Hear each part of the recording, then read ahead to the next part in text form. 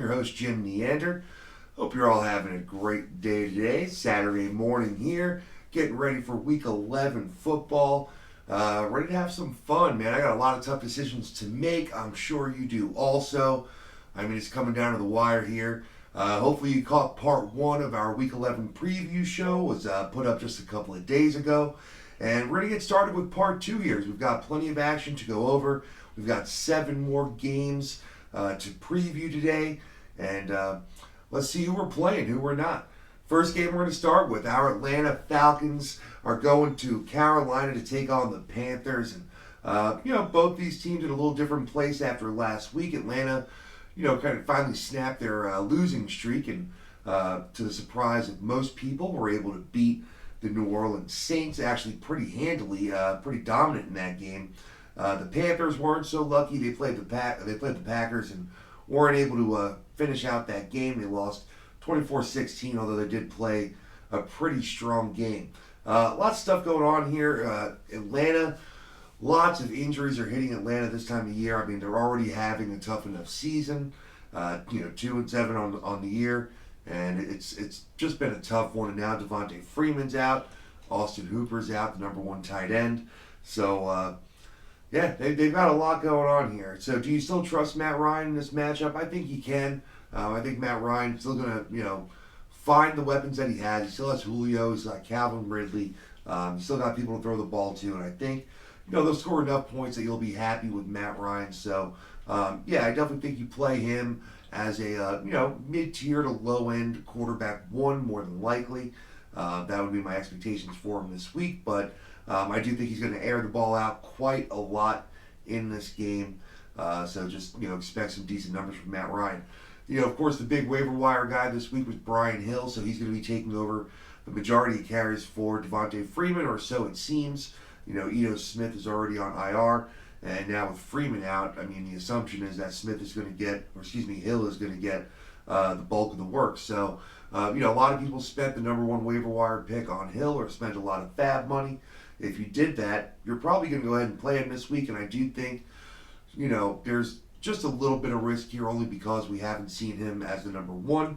They're going to have other running backs active just in case, he goes down. They can't not have a running back. So, throughout the week, I have no doubt they've probably, elevated some people from the practice squad, and we'll see if some of those guys get some carries on Sunday also. But I think you can go ahead and fire up Brian Hill. You picked him up to play him, so, I think he's going to get the touches that you need. As far as Austin Hooper being out for tight end, I don't really think that I'm looking at his replacement, which looks like it would be Luke Stalker more than likely. I need to see him put up any kind of numbers, but I do like the bump this gives to the other, the number 2 and number 3 wide receivers. So we already know Julio Jones is a number 1, so there's no question there. But I do think that Calvin Ridley and Russell Gage can get a little bump from this move. I think that without Hooper and without Freeman, they're going to be very pass happy, and I just think there's going to be enough targets to go around. So, so I think you play all 3 wide receivers. I do think that you play Calvin Ridley as a low-end wide receiver 2, kind of into that wide receiver 3 range, and I think that Russell Gage falls into that flex / wide receiver 3 category.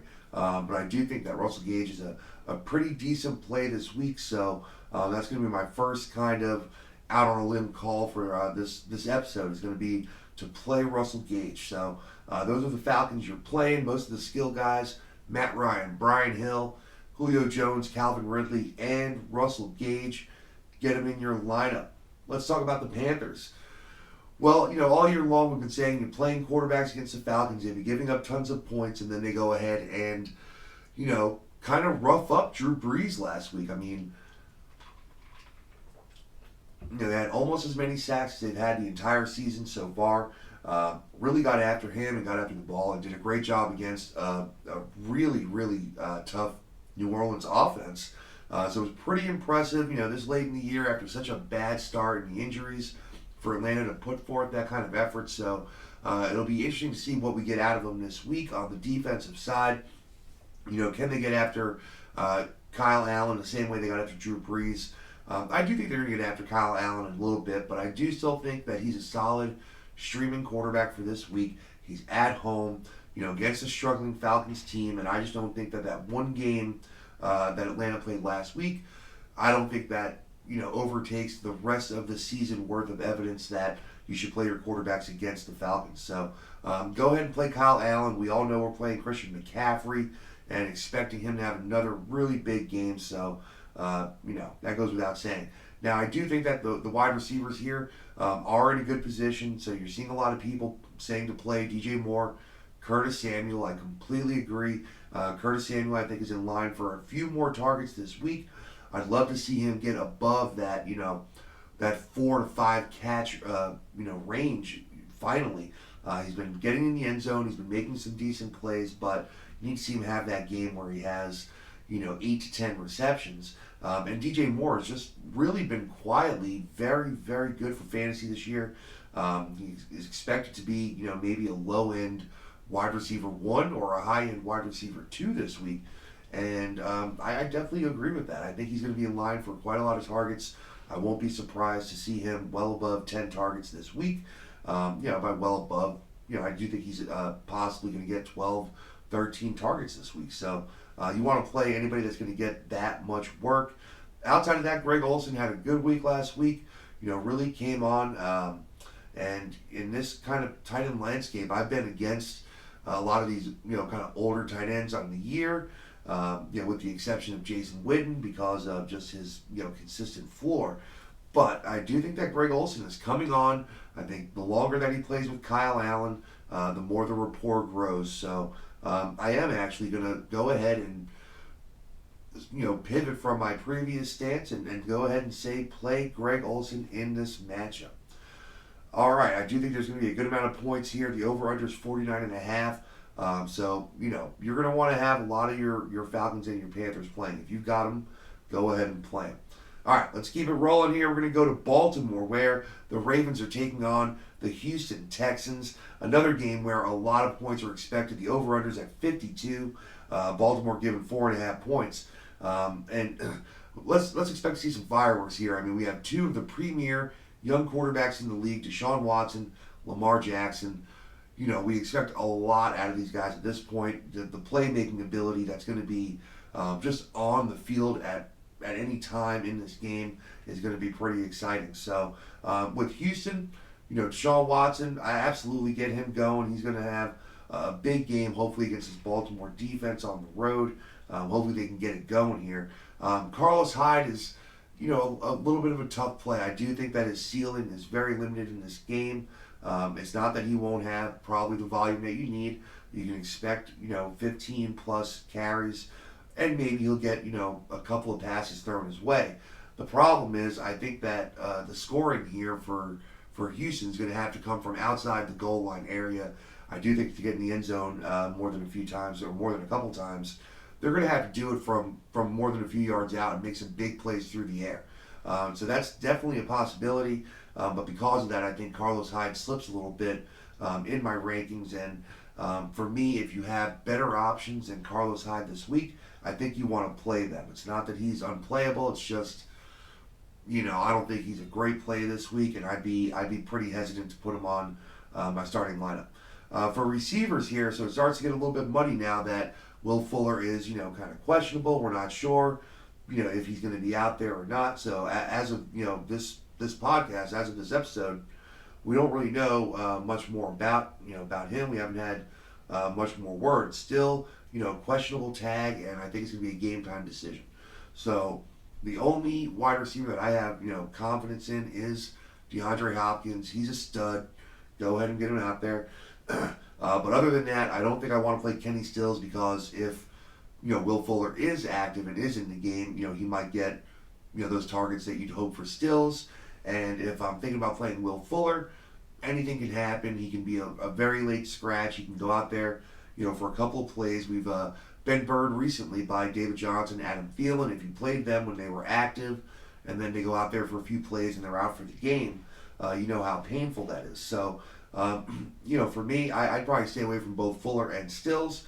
And as far as tight ends go, I do think Darren Fells is very playable. I know, he scored on his only reception the last game, and that's the only thing that saved his week.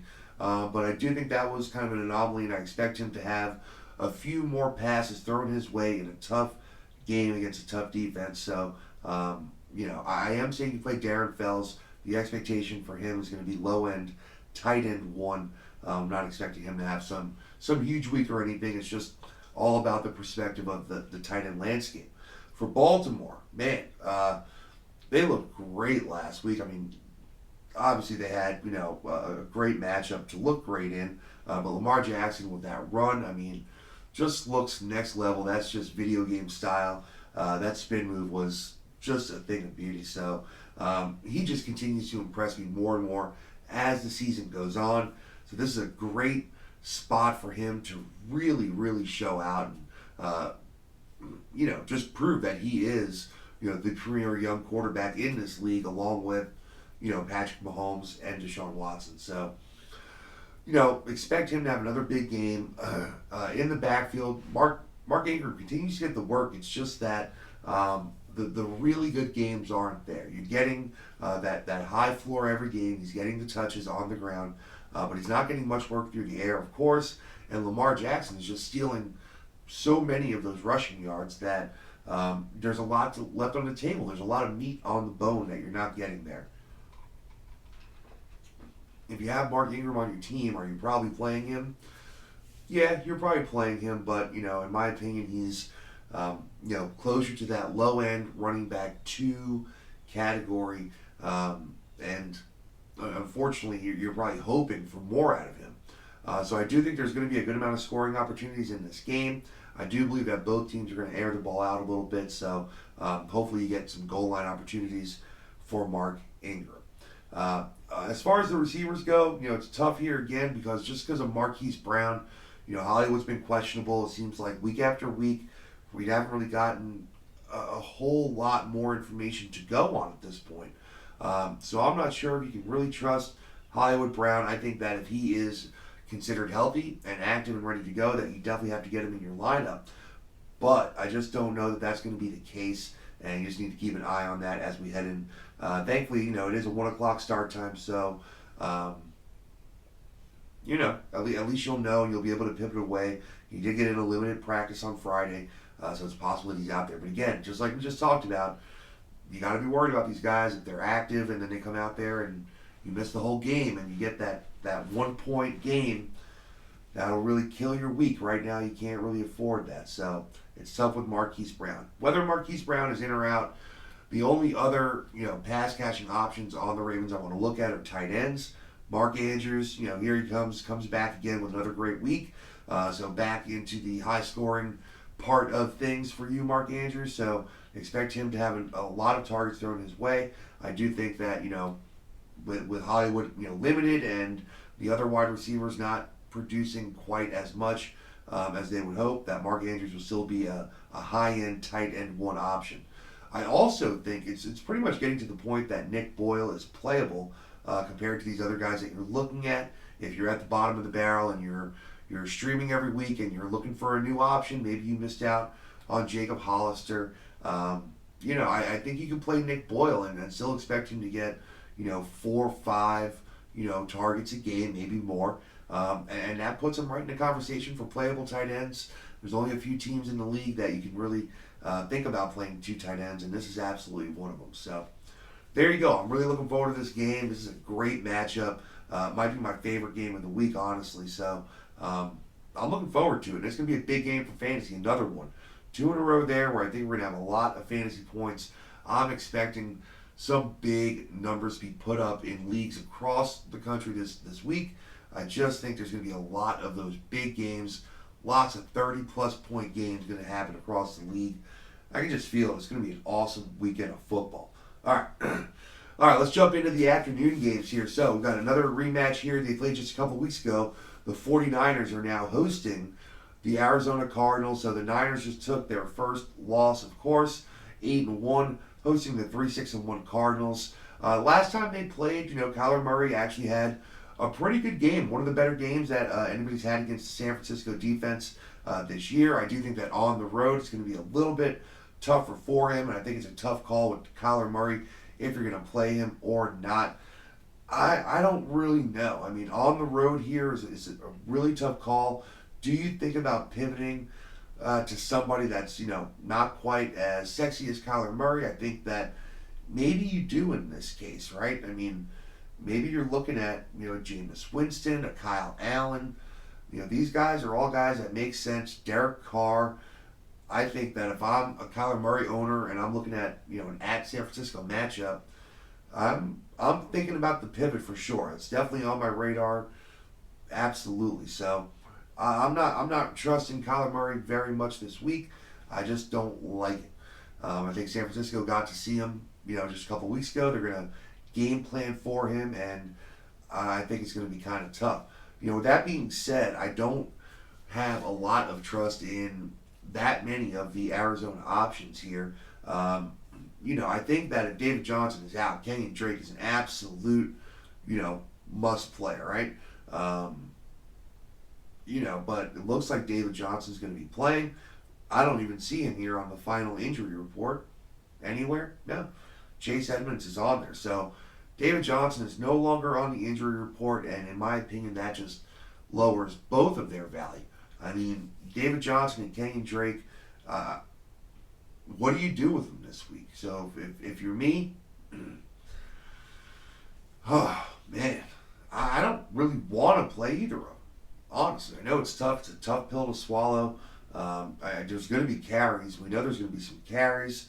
There'll be some receptions. I think David Johnson will probably get just enough work out of the backfield that he'll be fine for you. So you're probably going to play David Johnson. And I think that since he's off of the injury report, that you're probably going to sit Kenyon Drake. So that's the way I'm going to go with it. As far as pass catching options for Arizona, Christian Kirk is the only guy I have a lot of faith in for this week. Fitzgerald's been, pretty much, trending downward for a number of weeks now for the most part. And Christian Kirk's been getting targeted very heavily since coming back from his injury. So go ahead and play Christian Kirk. That's the only guy catching passes for the Arizona Cardinals that I want to play this week. San Francisco. So a little bit different here for San Fran. Jimmy Garoppolo here at home. I think he's a great streaming player. Just a great play overall. He's probably not available as a streamer more than likely after a couple of pretty good weeks, but. I think that Jimmy G is going to be a pretty good play here. Arizona has been giving up, quite a lot of points throughout the year to, a lot of quarterbacks. So I do think that, with Emmanuel Sanders, injured and limited, it looks like he's going to try to give it a go on Sunday. But, we don't know how long it's going to last. It's a pretty recurring theme for this week. There's a lot of guys that are going to try to play with injuries that really might hurt you if they try to play and you play them and then they're out for the game. So that's what happens. There's just so many injuries right now for the 49ers, but I still think that Garoppolo is going to make something happen with what he's got. So we've got Matt Breida is doubtful. Make sure he's not in your lineup. Raheem Mostert, could be an interesting play as the running back 2 for San Fran, as I've alluded to in weeks prior. This is a team where you can pretty much play 2 running backs most weeks with confidence. So if Breed is out, you think that Mostert is fine, but he's also questionable. He's got a knee issue he's trying to work through, and he's going to be a game time decision as well. So that being said, I think you got to get Tevin Coleman in your lineup. With all these injuries, Tevin Coleman is healthy. He's going to get the ball a good amount, get him out there. And I think you play Deebo Samuel. I think whether or not Emmanuel Sanders is active or not, or in the game or not, I think Deebo Samuel is becoming a pretty trusted option for Jimmy G. And I do think that the trend is going to continue to go upward for Samuel, and I think this is going to be a strong game for him. So go ahead, if you got Deebo Samuel on your bench, put him in that flex spot, give yourself another guy with a high ceiling. I think that Deebo's going to have a nice week this week. We know George Kittle is out. I think that just increases the likelihood for Deebo Samuel to be targeted very heavily this week. So, probably the only guy I'm playing and feeling good about as a receiver or a tight end for San Fran is Deebo Samuel. So I think you want to play him. Go ahead, play Jimmy G, play Tevin Coleman, and play Deebo Samuel. All right. let's keep it rolling. Let's get these games knocked out. Get us ready for some Sunday action here. Oakland Raiders. The Raiders are hosting the winless Bungles. The Cincinnati Bengals traveling west to Oakland. And I think that Oakland is in line for a big win here. They're 5-4, really trending up. They're 4-1 at home. And I see no reason to think that they're going to slow down now against Cincinnati. I mean, I guess you can kind of look at it as a trap game. I think, maybe if Andy Dalton was in there, I think he can come up with the magic, to beat Oakland. But I think with Ryan Finley here, you feel pretty confident in the Raiders playing well. Now, let's talk about our fantasy options here. For Cincinnati, as I mentioned, Ryan Finley will be under center again, and he is nowhere near my streaming list of quarterbacks. I have no interest in him. Joe Mixon has really come on strong the last few weeks after a really tough start to the season. So Joe Mixon, he's just getting the work, and you got to have him in your lineup at this point. He's just, the points are increasing week after week at this point, and you want to have him out there. So go ahead and play Joe Mixon with confidence. Other than that, Tyler Boyd, yes, he's going to have the wide receiver 1 targets for the Bengals. How much can you expect from him? I don't know. His ceiling is limited for a team that's not going to score a lot of points. So this is really a volume-based question. And do you think he's going to continue to have that really high target share in those 10, 12 plus targets a game? I think it's very possible that he does. So I think that you can have those wide receiver 3 or flex expectations for Boyd this week. I know that's disappointing for Boyd owners. You'd like him to be in that high-end wide receiver 2 conversation, but I just don't think it's there for him this week. We know A.J. Green is out. I'm not really thinking about playing out in Tate this week.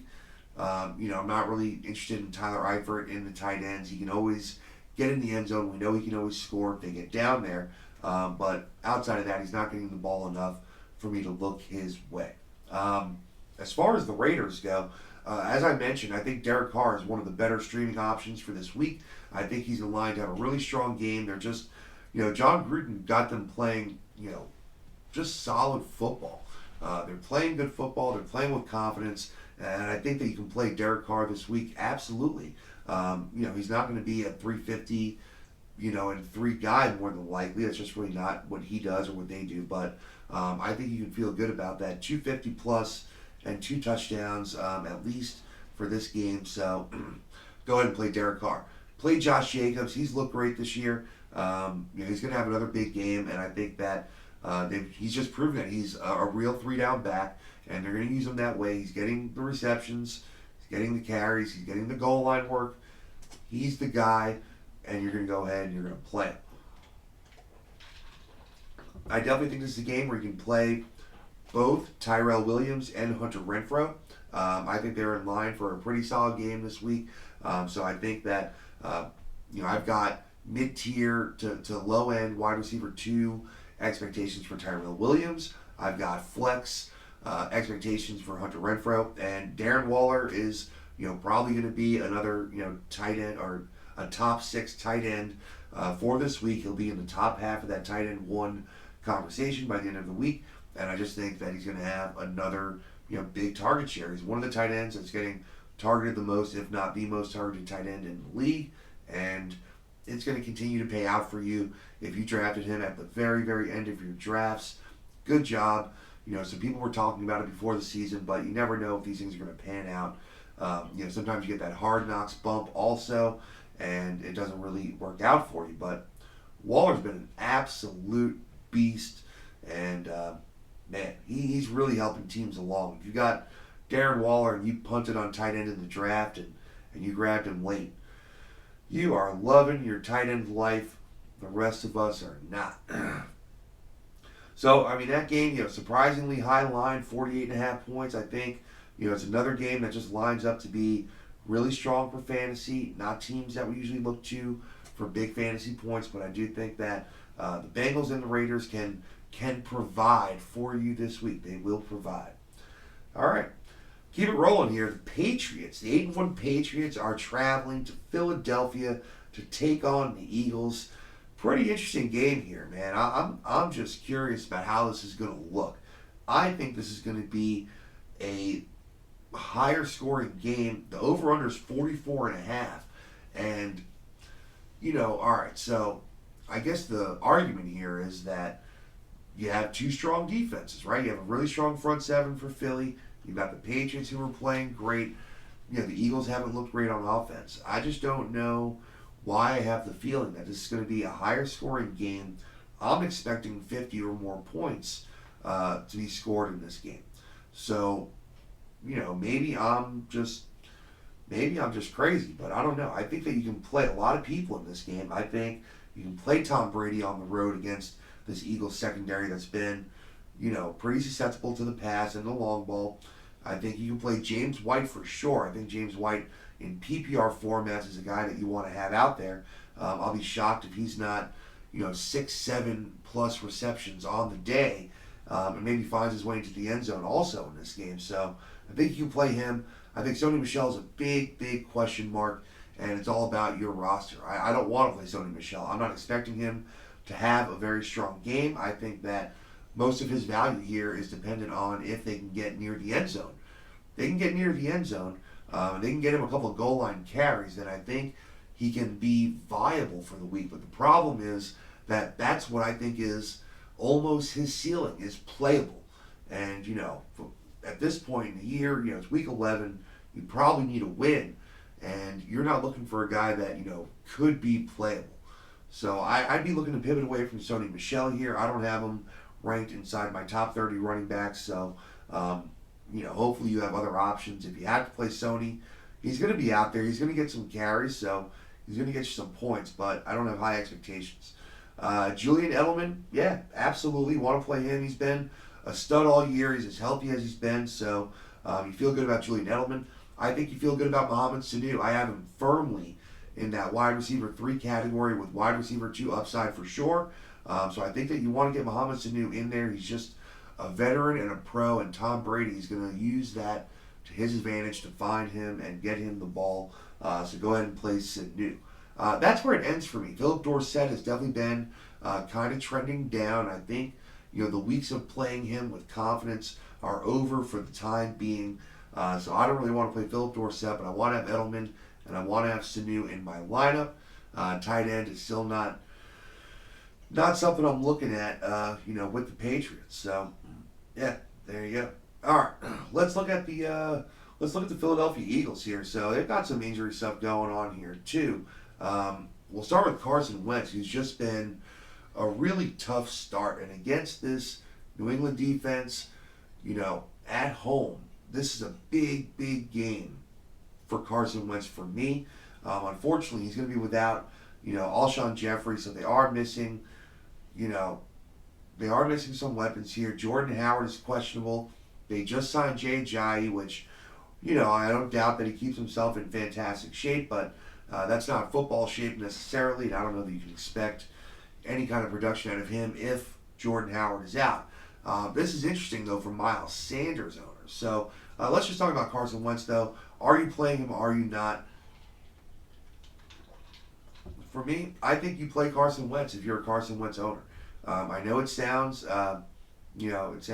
against the grain here to want to play him against the New England Patriots defense, missing Alshon Jeffrey, maybe without Jordan Howard, without Darren Sproles is on injury reserve, so they're just hurting at running back. But I just have a feeling that Carson Wentz is going to turn it around a little bit this game, and really needs to have the kind of performance that shows his team that he can lead them to tough victories. And this is the kind of game to prove that. New England, is just a little bit,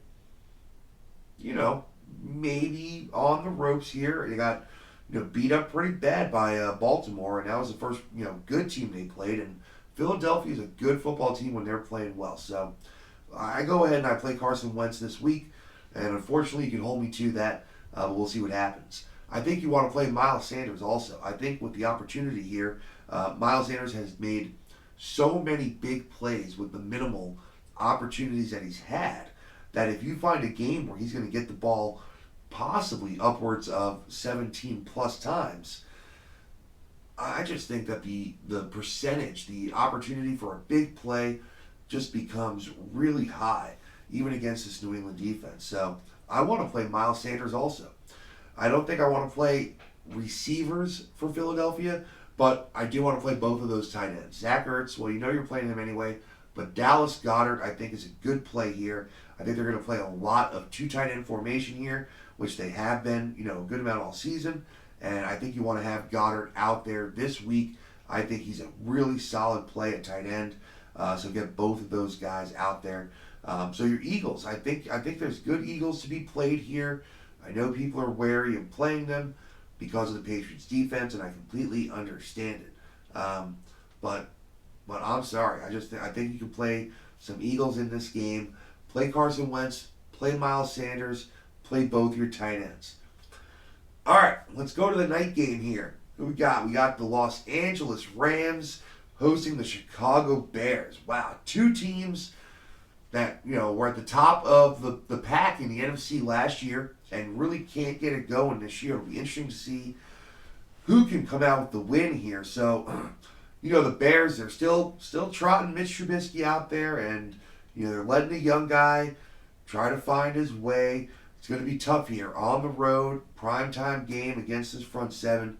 Aaron Donald, I think, is going to be in the backfield quite a lot in this game. So, let's see. Who are we playing in this game? Who aren't we? I don't think there's any reason to play Mitch Trubisky in this game on the road. I think you need to leave him on your website. Sorry. You need to leave him on your bench. Definitely don't want to get Trubisky out there. As far as the running backs go, so David Montgomery, I thought was going to be a better play after they let Mike Davis go. But now we're saying game time decision for Sunday night. And, when it's a game time decision at night, you either got to be ready to pivot to someone in that night game or the Monday night game, or you got to make that decision early. So the good news is that Tariq Cohen possibly could be out there on your waivers. He was out there on a couple of mine.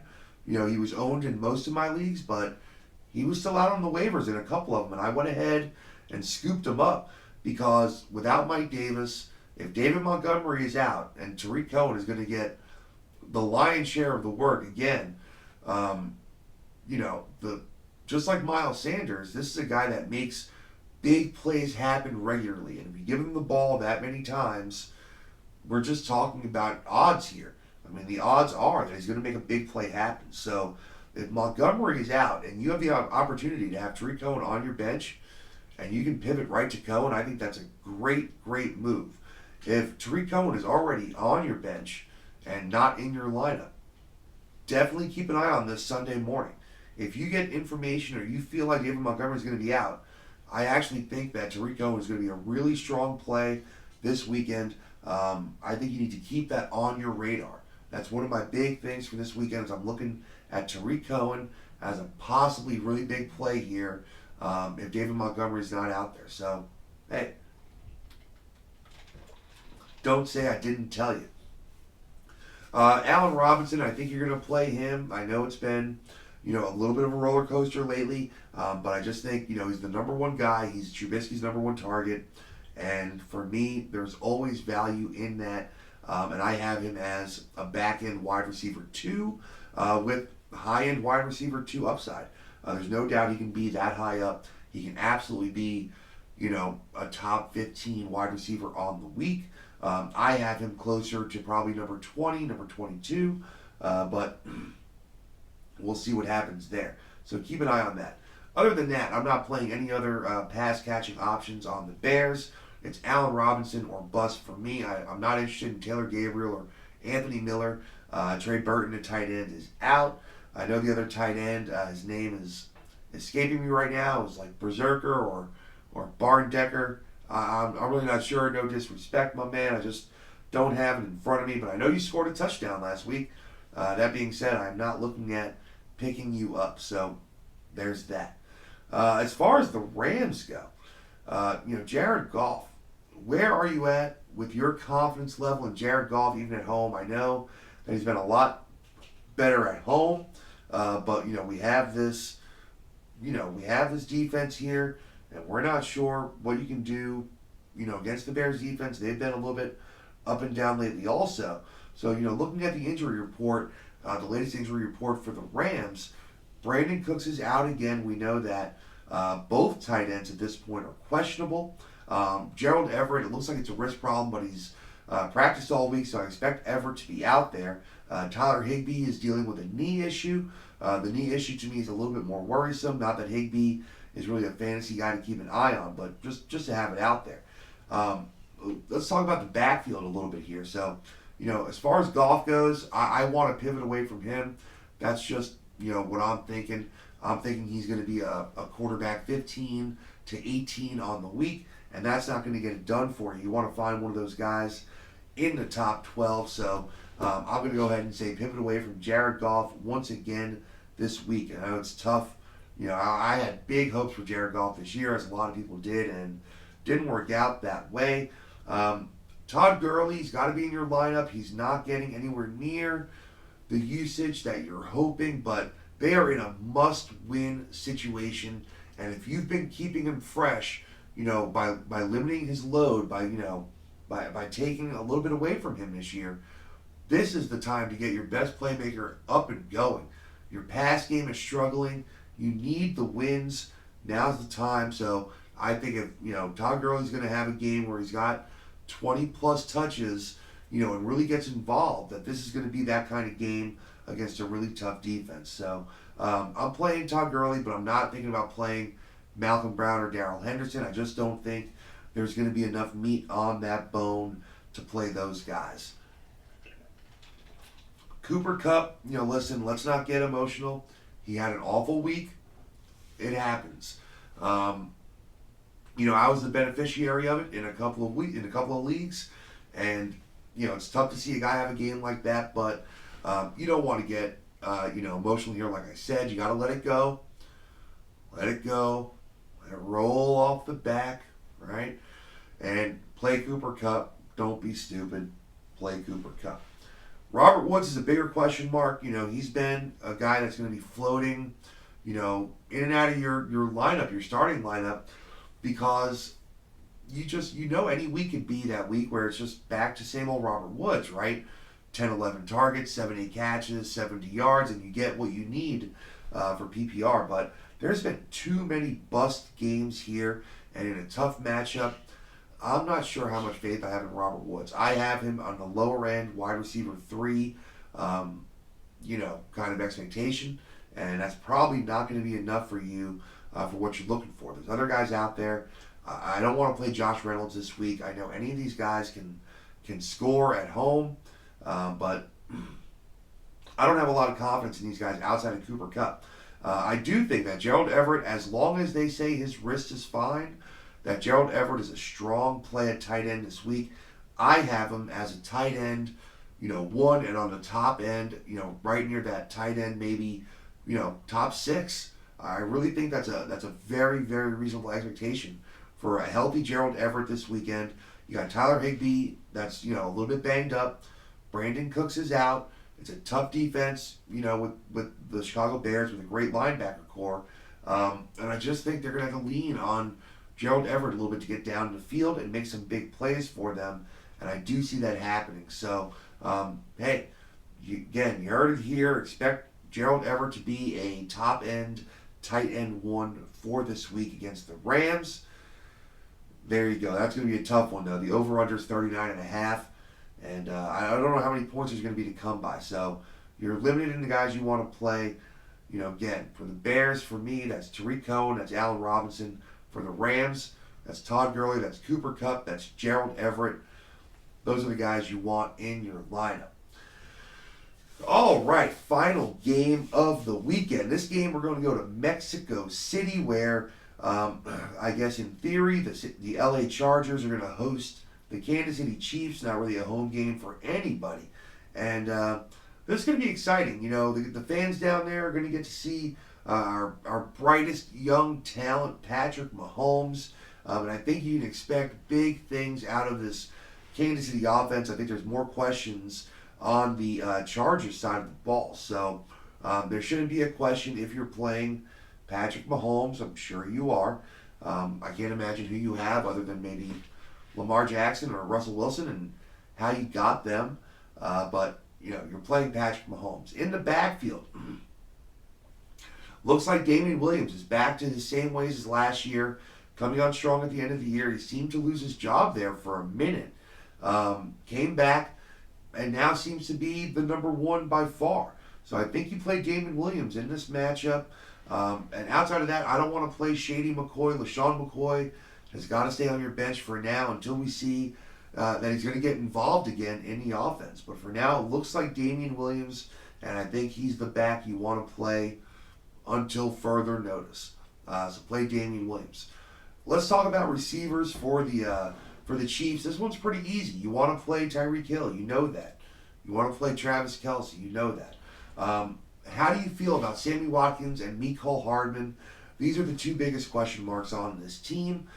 Sammy Watkins, for me, is a guy you continue to plug in as long as you know it's wide receiver 3/flex expectations with wide receiver 1 upside. There's a huge gap in his floor and his ceiling every week. We all know that. It could be a 2 or 3 catch game for 30 yards. That can definitely happen. But we saw in week 1 also what can happen. That's obviously the exception, not the rule. But I'll tell you what, this is another one of those games where I just have a feeling, and it's not a really strong feeling, but you know that Sammy Watkins is probably going to have 1 or 2 more big games throughout this season, and I see no reason to think this might not be that game. By big game, I'm talking about 100 yards and a touchdown, maybe more. So I want to play Sammy Watkins in this game. For me, I'm not playing Mecole Hardman, and the only issue is the volume. Just because you can make 70-yard plays happen, just like Tyreek Hill does, and just run past everybody, there's just not enough targets for you. I'm not going to play a guy that I'm hoping gets 2 or 3 balls thrown his way, and one of those turns into a big touchdown. I just can't feel good about that. So for me, Mecole Hardman stays on my bench as long as the other receivers are healthy. That being said, I'm very excited for that kid's future.